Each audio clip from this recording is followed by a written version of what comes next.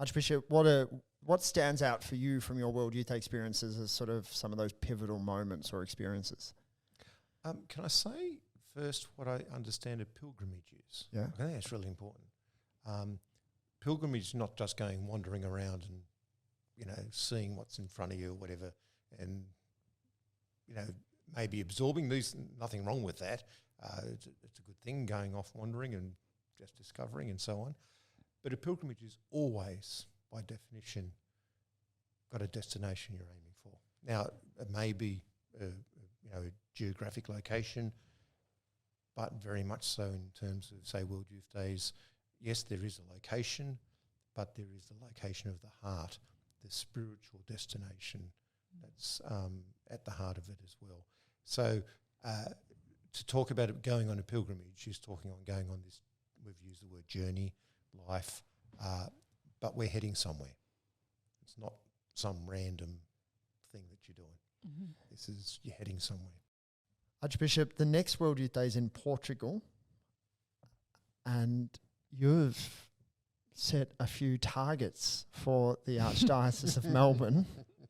It's a movable feast. Do you dare tell us how many young people from our Archdiocese you would like to take with you? And I suppose this is it. It's a personal invitation. You're going to Portugal, I imagine? I'm going to Portugal. How many would you I'm going like? to Lisbon. How many you would like to join you at World Youth Day? Oh, about 1,000.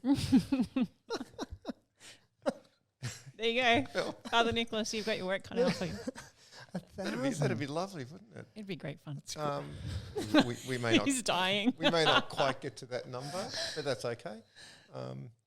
Let's at least aim for 500. 500. 500. At least. Mm-hmm. Now, think of it. All of the young people that live in, young Catholics that live in Melbourne.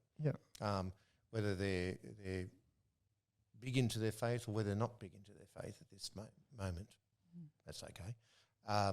Whether they're kind of young professional Catholics in teaching in our schools or got some job at university. Some of you lot get jobs in university. Who gives you those jobs? Whatever. You might be involved in a youth group. You might be not involved in a youth group. Your parish, you go there once or twice a year. It's all okay. So that's for everyone. Mm-hmm. Is there anything in particular at the moment? Like, we have just come out of a period of lockdown. People haven't travelled for a while. Like, is there... You've got your finger on the pulse of sort of society and young people and what's going on in the world. Is there anything in particular that you think that a young person today could get out of World Youth Day that perhaps wasn't even something we would have thought about 4 years ago at the last World Youth Day? Being together again. Yeah. But being together with Jesus and learning to be able to live that. I think that is something that would not have been the case if this World Youth Day had happened in the last couple of years when it was supposed to happen. Mm-hmm. The way that we might make a journey now, the way we might go on pilgrimage, I think will be different. Mm-hmm. We'll get to Lisbon and there'll be all these sort of COVID things that you'll have to do and whatever. That'll be part of the mess of it all. Can you imagine, a few 100,000 young people having to try and wear masks? That'll be interesting. See how long that lasts. How much hand sanitizer does a few 100,000 young people need? Yes. Yes, it won't be bottles of water they'll be throwing out. It'll be bottles of hand sanitizer. Yeah.